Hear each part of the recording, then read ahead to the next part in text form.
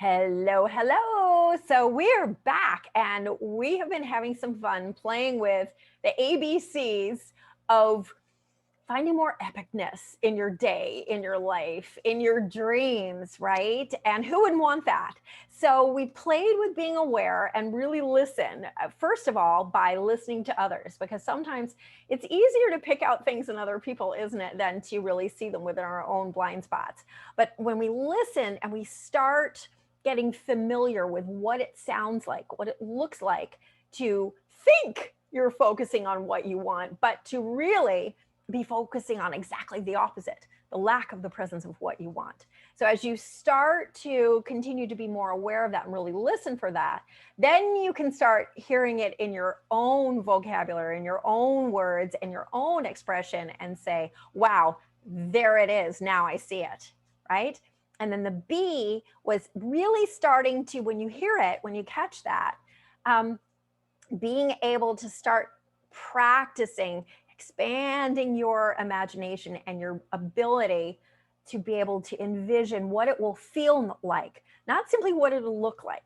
It won't be, well, I get up and there's XYZ car in my driveway. It's if a car's your thing, it's I wake up in the morning knowing that I've got this amazing car that I've been dreaming up all my life out there, and I'm going to feel so great.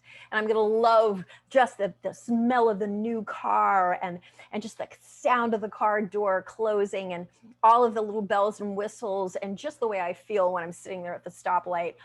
It's going to be amazing, right? The presence of really being able to feel that. So what's C today? C is being willing to commit that this change will not necessarily be overnight, because these are patterns that have been instilled in you for years, if not decades, right? And so be patient. Patience, Padawan, as they'd say in Star Wars, right? Patience. Because it will so be worth it.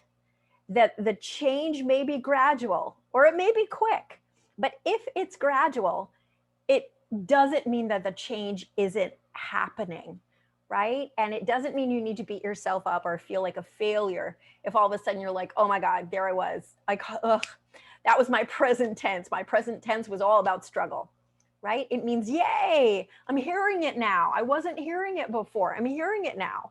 And the more I hear that and the more my radar goes, whoopsie, the more it means I'm on the right track of being able to have it become customary for me to, when I think about the things that I want, to be able to train myself to really emotionally feel them before they even show up in my life, to say that this is valid, this is realistic, and this is the way, again, the magic happens. So today I would encourage you to commit to really practicing what we've already been playing with in A and in B, and really practice on being there, practicing on making this change, practicing on shifting and legitimizing spending more time in that visionary place, in that imagination place, till you get to the point where you are so familiar with that great feeling